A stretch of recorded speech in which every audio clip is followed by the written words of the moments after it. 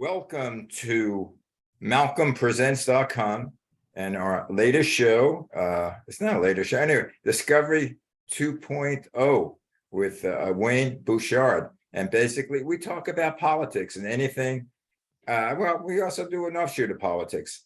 This is a streaming on the internet, which is very new. And as an older person, I enjoy this because now I can reach the immediate world. Anyway, greetings, Wayne. How are you doing? The world is my oyster. Yeah. I think you had a slight slip of the tongue. We are not the Discovery Network. This is Democracy 2.0. Did I say Discovery? Yeah. That's what we were talking about. That's very appropriate, Malcolm. Yeah, Thank you. Which actually I slipped that in, but not. But I noticed lately. You're a great straight man. Where I say certain words come out, and I know that's not the right word, and I immediately switch it.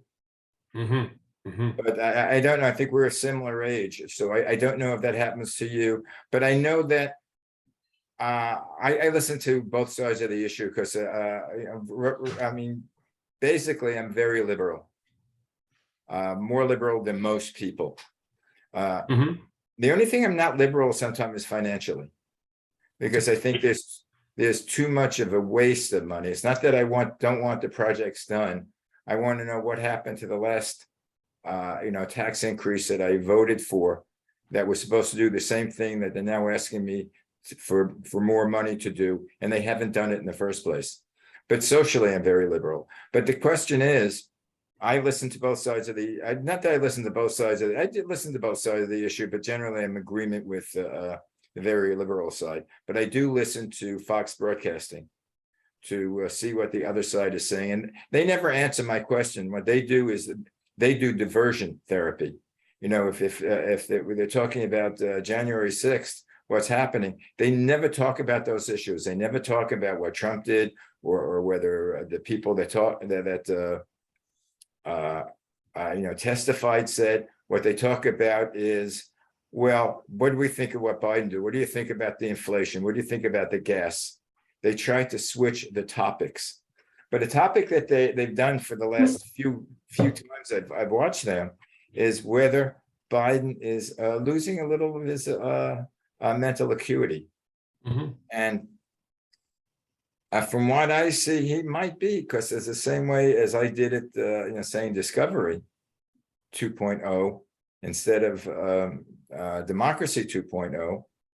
Occasionally that happens with me, where I'll say the wrong thing. Instead of saying white wine, I'll say red wine.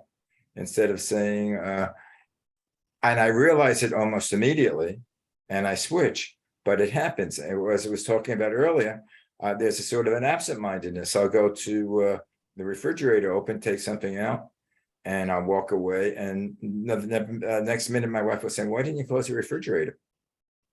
And normally this would be an automatic reaction with me.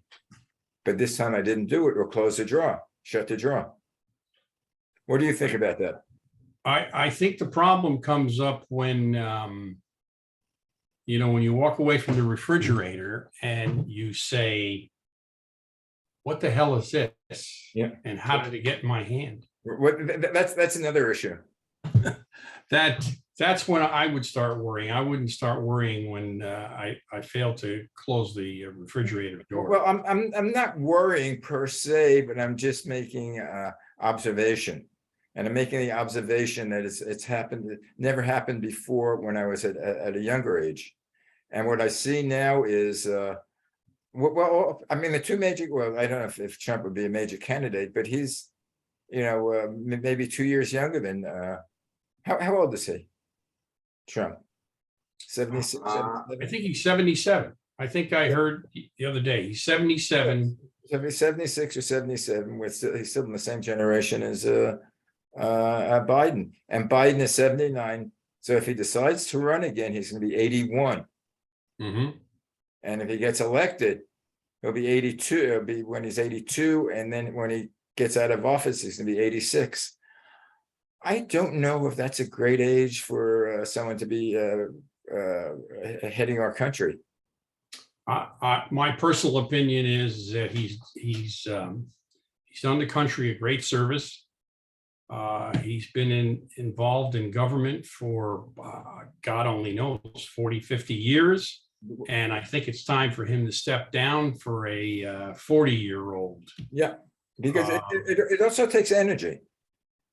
I think there's no question about it. A 40 or 50-year-old person would have a lot more energy and be a lot more enthusiastic about what it is that they're saying. He just kind of hems and haws through things. But you know, I mean, I like his policies. Don't get me wrong, and I like what he wants to do, but he hasn't done it. He's operating like this was 1970 or 1980, where a Democrat could get into a room with a Republican, over drinks or dinner, and come up to some compromise. Right. At this point in our history, it's it's hardball politics. You don't compromise. You have to just drive your policies through. You've got to be a hard ass. Right. You've got 50 members in the Senate plus the vice president as a tiebreaker. Just push legislation through and get it done. Yeah. We need to get two moderate Republicans who would vote with the Democrats, because we have, between Manchin and Sinema, we're not going to get 50 votes. We need two more of the moderate Republicans, plus, of course, the vice president, to get anything done. That's a topic for we could spend days on that. But do you think that the Biden is losing some of his mental acumen? I don't think he's losing necessarily his mental capacity. I think he's just slowing down, as any 79-year-old guy would, or most 79-year-old guys. Except for Bernie. Well, I'm not, as I've said before, I'm not a big fan of Bernie's. Where the hell's he been? I haven't heard anything out of him in 3 months. Yeah, that's the problem. I haven't heard either. So I don't know what's happening to him. Maybe he's slowing down. Yeah, obviously. I'll have to check with my friend in Washington who's pretty close to his people. Yeah, I like AOC, even though sometimes she speaks without thinking. That's a common characteristic of youth. Yeah. Who would you, let's say for the Democrats, who would you say that would be a good candidate for president? In all honesty, Malcolm, I can't really say right now who I would be. I would really like to see someone other than, the normal cast of characters. Someone other than the people who ran a couple of years ago. Yeah. Someone maybe that's an up and coming politician, maybe an existing governor that hasn't had anything to, hasn't really been involved on a national scene. Maybe, drips and drabs of contact with the national scene, but aside from certainly not anybody that's. I'm not a big fan of Klobuchar's. Aside from Gavin Newsom, who else would you think? I don't like Gavin Newsom either. I know, but he's the one that's starting to be heard. But I would like I think the Republicans are pushing him. I would like Michelle Obama. Yeah, so would everybody else, and it's not going to happen. Probably not going to happen. If they made a great appeal to her, and if her husband would approve and really push her, you never can tell, because she is for the people.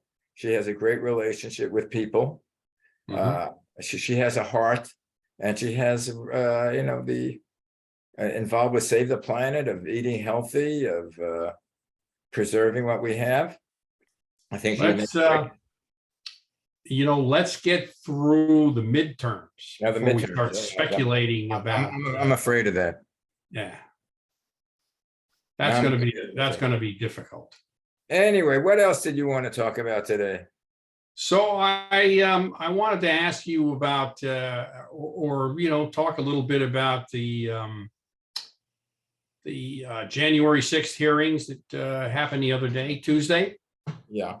I think it's important that the committee has established and has the testimony and laid the evidence, put the evidence forward about this the January 6th uprising was not a spontaneous movement. It was planned.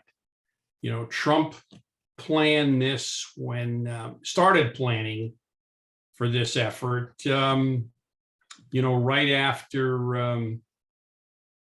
right after the states ratified the election.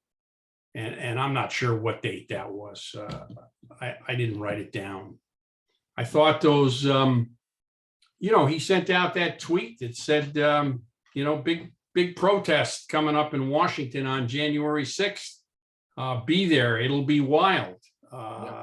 Steve Bannon sent out, or didn't send it out. It was on his podcast, and a lot of other people. So, this became the rallying cry for Trump supporters, including all these extremist groups. Proud Boys and the right-wing commentators, the media commentators from the right wing, they promoted this thing.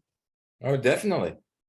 And I thought that the testimony of that one young guy, Stephen Ayers, was pretty compelling, as well as the other guy who was he kind of looked apart as one of those. I think it was the Oath Keepers. Yeah. And he was actually an employee of the Oath Keepers. Now, so far the John Dean of the group, so to speak, is Cassidy Hutchinson. And this guy Cipollone. Yeah. But I thought that the statements by that Stephen Ayers were that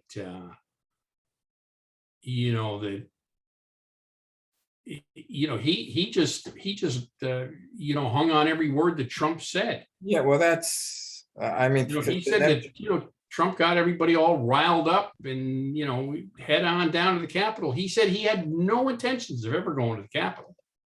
That wasn't even in his plan, and he got all swept up in this movement. And by the way, I think he has pleaded guilty to some misdemeanor charge of disruptive conduct or something like that. Or trespassing. I don't know. That's what they're giving. The minor things are trespassing or disruptive conduct or which would only be like a misdemeanor. Yeah, so that march on the Capitol, they had planned that for weeks. And it wasn't spontaneous. No, well, he got the people down there, and then to me, because you didn't know the the preparation they had for it, but I know I listened to his speech when the people were there, and if that's not inciting a riot, I don't know what the hell is. Yeah. Then the other part of the hearings on Tuesday were all the information that they provided us about the big meeting that occurred in the Oval Office. It was till 1 o'clock in the morning. I think somebody sent out a text that said there was a meeting going on and they were all unhinged. And there were that attorney Sidney Powell was there. Michael Flynn, Giuliani, and there were other people there that, that you basically don't even know who they are. There was some CEO from, some overstocked company, but, I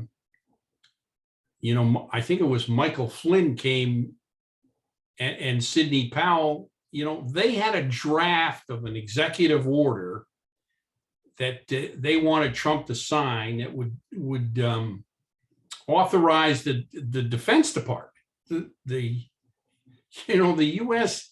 Department of Defense to go in and seize voting machines and try to prove that baseless claim they had of election fraud. And that was utterly ridiculous, preposterous. The White House counsel, they had Cipollone. They had his testimony, and I think he said something like, he told them, first of all, he went in and he asked somebody. He said, "Who the hell are you? How did you get in here?" He said, "We have ways of contesting elections. We've tried all those. We failed. And the federal government, cannot go in and seize, voting machines. It's not a bad idea. It's a terrible idea." And, these people are, this isn't a bunch of, seniors in high school or seniors in college that had too much to drink that are trying to pull off some prank. This is the president, the president of the United States. Just picture, the Resolute desk and Donald Trump sitting behind this desk talking about seizing voting machines. That's just absolutely outrageous. Yeah, I totally agree with you. What happened? And some It of the went guys, on for hours and hours and hours. and he totally lost it at the meeting. I think Cipollone almost got in a fist fight with, or it may have been Hirschfeld, almost got in a fist fight with Michael Flynn. One of those two attorneys, Well, welcome to U.S. politics. It just gets more and more bizarre. But Malcolm, go back. I liked what one of the congressmen said, that Watergate was like a Boy Scout meeting compared to this. It was pretty tame. Can you imagine, in your wildest imaginations, in the height of the Vietnam War conflict, can you imagine all of this crap going on in the White House over some some aspect of government policy? Then no, I can't. It's just mind-boggling. Yeah. It makes me think that we're part of some banana republic. Well, I think we are. This is not the way that Jefferson and Lincoln and Roosevelt and Kennedy and Reagan. This is not the way those guys ever acted. I'm sure they probably used a lot of profanity in that office, a lot more than we, probably understand. But I'll tell you, profanity now is commonplace. I don't know. I watch a lot of movies on the cable stations or the app stations, and words there, which is okay. I mean, if I was having drinks with you or a bunch of friends, we'd be using those words. I mean, not to cursing anyone out, but just as expletives, as descriptive words. Well, you know what I say to people from time to time, Malcolm. There are some 998,000 words in the English language. Why is that one word so important in your vocabulary? Because you use it 3 or 4 times in every sentence. Yeah. And you know, Well, I don't see those words to use as an adjective like, people do. But Mhm. I don't see what's wrong with the words, especially if you say it judiciously.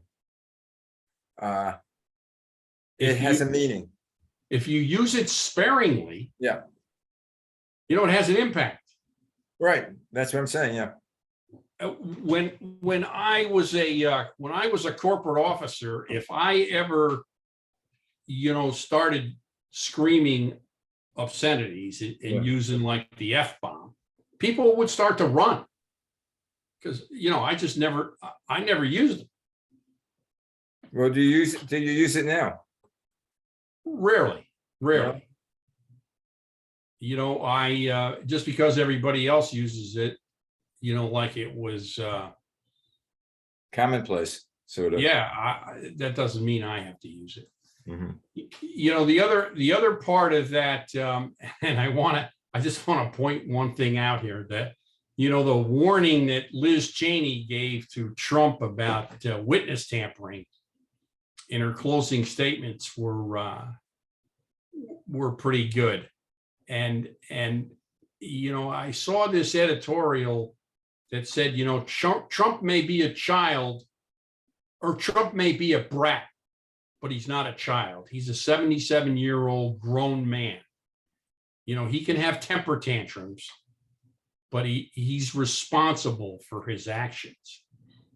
And then I saw one of the, and I don't know, it wasn't Fox, it was one of those other 24-hour cable stations. One of the commentators said, well, maybe he butt dialed that witness. Well, first of all, why was the witness even in his phone? Yeah. Anyhow.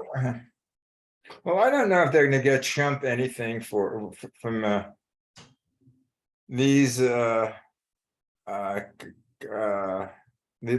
Senate Hill review. It's going to be, from what I hear, it's going to be hard to charge. You can charge Trump with the DOJ, but you have to get intent, which might be very difficult to prove in a court of law, especially if you have 12 jurors.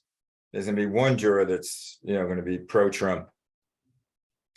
Well, I think the avenue that they're pursuing at this point is this whole thing of switching the electors in each of the states. Yeah.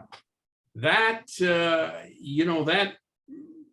I'm not sure what that's a violation of. Is that sedition? I posed that question to somebody yesterday, and he said, well, that's treason. Well, treason's pretty difficult to, it's going to be pretty difficult to prove. Right, but sedition may be a little easier.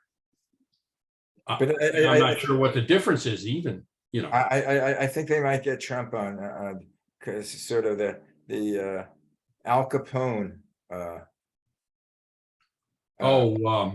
yeah, tax evasion. So something to do with finances, because he has played with his finances and his companies and his bankruptcy. He has played the game under the radar screen. And I think I think the state of New York might be able to. The New York Attorney General is going to nail him. The New York Attorney General is really after him. I think he's got enough trouble to be, to be concerned, maybe to have a few restless nights. No, well, his only saving grace for him might be if he's elected president again, and you can't prosecute a sitting president. Oh my God! Don't even think that. Don't even think that. I didn't think that in the first place that he. Well, first of all, I didn't think he'd be nominated by the Republican parties. I didn't think they'd be dumb enough. See, we've underestimated this guy for a long time. Right. And then again, I didn't think he'd be elected president.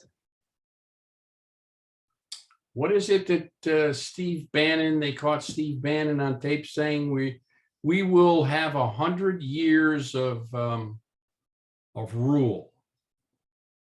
And I just shook my head thinking, oh my God. Well, they might, if our planet lasts another 100 years, they might, because of the justices he's put in, not only the Supreme Court justices, but the federal court justices. Right. So Well, yeah. that leads right into the next thing I wanted to talk about was, the Roe v. Wade decision, an update on that, because, it's been a couple of weeks, and you would expect,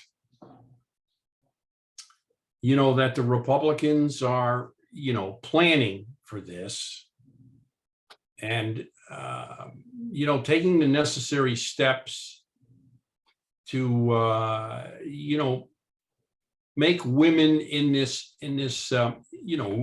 who are unable to have an abortion and have to carry their child to term, you would expect that they would be thinking about ways to help these people. But instead, all of these legislatures, they're working towards making these anti-abortion laws more strict.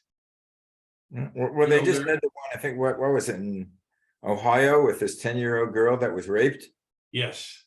She had to go to Indiana. Yeah, and then initially the governor of Ohio said, no, that's not really a real case. It wasn't, it's phony. It was made up, until the guy who raped her pleaded guilty. Yeah, so they're busy in Missouri and Texas and South Carolina trying to make these laws stricter and stricter. And one, I think it's Ohio, that they recognize personhood and give the constitutional rights to all unborn human individuals from the moment of conception. So of course, some of these how do I say this, antagonistic people have said, does that mean a pregnant woman can now ride in the HOV lane? HOV lane, yeah. What I wonder, if a woman, if a child is conceived here, right, in the United States, and the parents go to Mexico, and the child is born in Mexico, and the mother wasn't a citizen of this country, or she was a green card, would that person then be still an American citizen because she was conceived, or they were conceived in the United States? Well, yeah, if the moment of conception grants the constitutional right of personhood at that particular point in time. And then can you take that pregnancy as a dependent? Right, that's another question. There's you think that the Republicans would be looking for ways to to help people out. There's been no, in any of these states that have passed these very, very strict laws, there has been absolutely no attempt by those state legislatures to expand Medicaid under Obamacare. Yeah, none, zero. They're just and I don't know if you read this, but Mitt Romney, who is one of those moderate Republicans, supposedly, he introduced a bill that would grant a monthly benefit to every child under the age of 5, I think it was. And this would be something that would help the poverty level. And he presented it to the Republican caucus, and his colleagues in the Senate, Marco Rubio and a few others. I think Mike Lee was another one. They publicly denounced the plan as welfare assistance, and they wanted pro-work policies to assist families. And the feeling is that the Republican Party is a the party of pro-family and pro-work. You know, if you're going to have these babies, you're going to have to work. You know, it just blows my mind. Yeah, well, in these states that, that have the toughest abortion laws, they're the Yes. ones, they have the record of the most infant fatalities and women fatalities, post-birth. They have absolutely no provisions for them. Okay, she'll be some pregnant. Okay, that's their problem. Next. Anyway, our show is over. Really? Really, half hour goes by fast. My God. Well, I'm curious to see what President Biden does in Saudi Arabia, how he deals with the crown prince. Well, he has a whole. I mean, I think in every country he's going, there's a problem. I mean, Israel is going through. I think it's a fifth cabinet election in 3 years. Right. And he's going to Iran. I think that No, he's not going to. Oh, I thought he was going to Iran for the nuclear. I don't think he's actually physically going there. I think he signed an agreement with Israel that if Iran gets close to coming up with a nuclear weapon, if they don't go back to the peace table, and work on this treaty, that we would use force. He didn't say military force, but he said we would use force. I mean, the problem is, let's say with Iran, when they use force, which is economic force, let's say, and the people suffer, not the government. I mean, they're the ones that, they're not going to lose a meal. It's the people in the street, who some of them are very pro-American. Yes, correct. They have a lot of relatives living here. Anyway, we'll discuss that. We'll have some more results. So guys, stay tuned next week when we bring back, and it's not Discovery, it's Democracy 2.0. Democracy 2.0. With Wayne Bouchard and me, Malcolm Berman, brought to you on malcolmpresents.com. Speak to you later, guys. Take care, Malcolm. Have a good weekend. Bye. Bye.